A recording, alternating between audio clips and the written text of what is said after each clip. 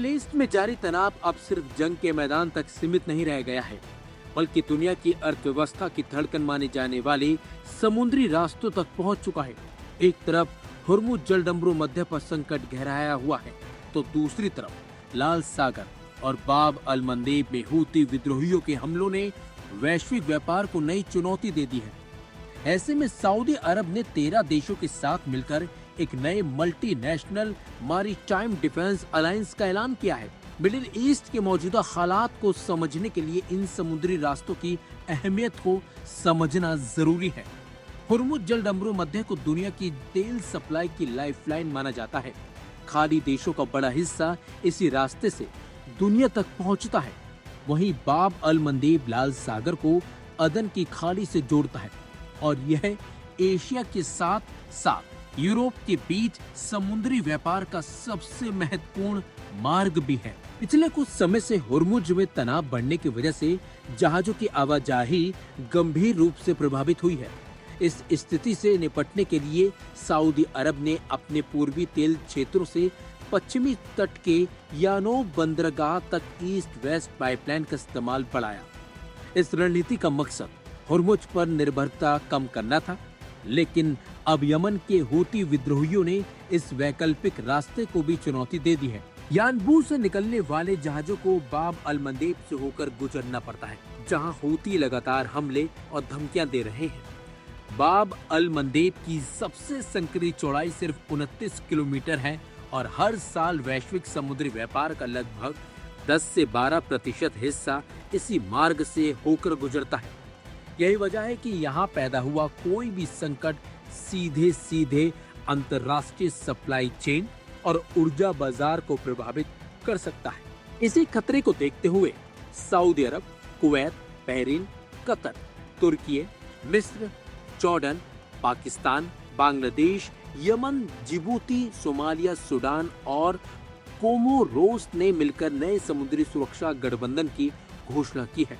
इस गठबंधन का उद्देश्य लाल सागर, बाब अल मंदेब और अदन की खाड़ी में व्यापारिक और ऊर्जा आपूर्ति मार्गों की सुरक्षा सुनिश्चित करना है। हालांकि इस गठबंधन में संयुक्त अरब अमीरात और ओमान की अनुपस्थिति ने कई सवाल खड़े कर दिए हैं। दोनों देश खाड़ी क्षेत्र की राजनीति और समुद्री व्यापार में महत्वपूर्ण भूमिका निभाते हैं। विशेषज्ञों का मानना है कि दोनों देश ईरान के साथ अपने संबंधों को ध्यान में रखते हुए फिलहाल दूरी बनाए रखना चाहते हैं। रियाद में आयोजित बैठक में 51 देशों को आमंत्रित किया गया था, लेकिन केवल 43 देशों के प्रतिनिधि ही पहुंचे। वहीं यूरोपीय संघ का प्रतिनिधिमंडल भी बैठक में मौजूद रहा। यूरोपीय संघ पहले से ही लाल सागर में अपने एस्पाइड्स मिशन के तहत जहाजों की सुरक्षा में जुटा हुआ है।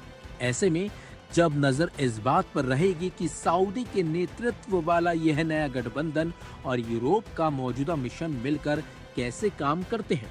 साफ है, मिडिल ईस्ट का संकट अब केवल क्षेत्रीय नहीं रह गया। हुर्मुज से लेकर बाब अल मंदेब तक फैला ये तनाव दुनिया की तेल आपूर्ति, व्यापार और आर्थिक स्थिरता को प्रभावित करने की क्षमता रखता है। ऐसे में सऊदी अरब का यह नया समुद्री गठबंधन आने वाले समय में मिडिल ईस्ट की रणनीतिक राजनीति का सबसे महत्वपूर्ण अध्याय साबित भी हो सकता है।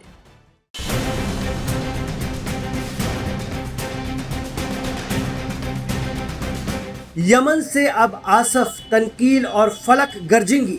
यमन में हूती या अंसारुल्लाह के chief Abdul Malik Badruddin al Houthi ने सीधा आरोप लगा दिया है कि यमन और इराक पर सऊदी और अमेरिका के जरिए किए जा रहे हमले ग्रेटर इसराइल प्लान का हिस्सा हैं, जिसे किसी भी हालत में पूरा होने नहीं दिया जाएगा।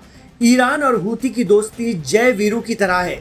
ईरान के एक इशारे पर कुछ भी कर गुजरने का मादा रखने वाले हूती या अंसारुल्लाह से सऊदी और अमेरिका भिड़ तो गए हैं, लेकिन वो खुद कहीं पिछले बार की तरह जाल में फंस न जाएं, जिससे निकलने के लिए ईरान की जरूरत आन पड़े। जी हाँ, ईरान हिमायती यमन के हूतियों के पास भी कम ताकत नहीं है, जिसका प्रदर्शन वक्त वक्त पर वो कर चुके हैं। पिछले कुछ सालों में हूती लड़ाके दुनिया के सबसे शक्तिशाली सैन्य ताकत में से एक होकर उभरे हैं। रेड सी यानी लाल सागर में जहाजरानी को धमकाने के लिए वो anti ship ballistic missile, cruise missile, drone और विस्फोटक नौकाओं का इस्तेमाल कर रहे हैं। स्ट्रेट ऑफ हॉर्मुज के बाद बाब अल मंदब पर हूतियों के ब्लॉकेट ने इस रास्ते से होने वाले बिजनेस को लेकर गंभीर चिंताएं बढ़ा दी हैं। उनके पास मिसाइल से लेकर ड्रोन और बोट तक मौजूद हैं। अमेरिका और अरब प्रायद्वीप के बीच फैला लाल सागर इंटरनेशनल सतह पर कारोबार के लिहाज से बेहद अहम समुद्री रास्ता है। हर साल हजारों कमर्शियल जहाज यहाँ से भी गुजरते हैं, खासतौर से कच्चे तेल और LNG को लेकर के, और सुएज नहर की तरफ जाते हैं। बाब अल मंदब ही अदन की खाड़ी और हिंद महासागर को जोड़ता है। अब अंसारुल्लाह ने सऊदी अरब के लिए इस इलाके पर पूरा ब्लॉकेट लगा दिया है। मिलिट्री एक्सपर्ट का मानना है कि एंटी शिप बैलिस्टिक मिसाइलों का इस्तेमाल करने वाले हूती दुनिया का पहला गैर सरकारी संगठन है। हालांकि पश्चिमी देश हूतियों को गैर सरकारी मानते हैं, जबकि ईरान सहित रूस, चीन और अन्य देश अंसारुल्लाह सरकार को मान्यता देते हैं। यमन के अंसारुल्लाह के पास आसिफ एंटी शिप बैलिस्टिक मिसाइल हैं, जिनकी रेंज लगभग 450 से 500 किलोमीटर तक है। इनके बाद तनकील मिसाइलों का नंबर लगता है, जिनकी मारक सलाहियत भी 500 किलोमीटर तक है। हूतियों के पास कम दूरी की मारक मिसाइलें भी हैं, जिनकी अनुमानित रेंज लगभग 140 किलोमीटर है। इसके अलावा मयून और बहर अल अहमर जैसी छोटी तटीय रक्षा मिसाइलें भी उनके पास है। यमन के अंसारुल्लाह ने कुद्स फैमिली की मिसाइल कुद्स Z बना रखी है। साथ ही सैयद वेरिएंट की 800 किलोमीटर से भी ज्यादा दूरी तक मार करने वाली मिसाइलें भी विकसित कर ली हैं। हूतियों की अल मनाब 2 की बात करें तो इसकी रेंज करीब 300 किलोमीटर है।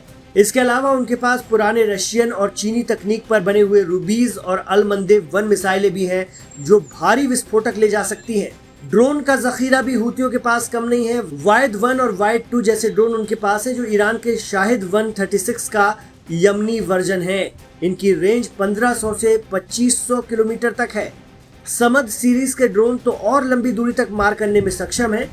इतना ही नहीं, काशिफ 1 और 2 के कम दूरी के स्ट्राइक ड्रोन भी हैं, जिन्हें विशेष रूप से जहाजों के सुपर स्ट्रक्चर के ऊपर विस्फोट करने के लिए डिजाइन किया गया है। हूती या अंसारुल्लाह की रेड सी पर पकड़ इसलिए भी है क्योंकि उनके पास तूफान 1, 2 और 3 रिमोट से चलने वाली हाई स्पीड बोट है, जिनमें 150 से 500 किलो का विस्फोटक भरा जा सकता है। इनमें समुद्री माइंस भी होती हैं, जिनके नाम मसूर 1 और मसूर 2 हैं, और ये समुद्री माइंस समुद्र सतह पर बिछाई जाती हैं, जो कि दुश्मन के किसी भी जहाज के संपर्क में आने से फट जाती हैं। तो हूती कम नहीं है और अमेरिका सऊदी के लिए उनसे पार पाना आसान नहीं होगा। हो सकता है कि लड़ने और तमाम जतन करने के बाद सऊदी और अमेरिका को हूतियों के साथ समझौते की मेज पर ही बैठना पड़े, क्योंकि खुद हूतियों की बहादुरी की तारीफ प्रेसिडेंट ट्रंप कर चुके हैं। हूतियों की मार से अमेरिका और इसराइल भी 1.5 साल पहले पस्त हो गए थे। अब 14 साल बाद फिर सऊदी का नंबर लगा है।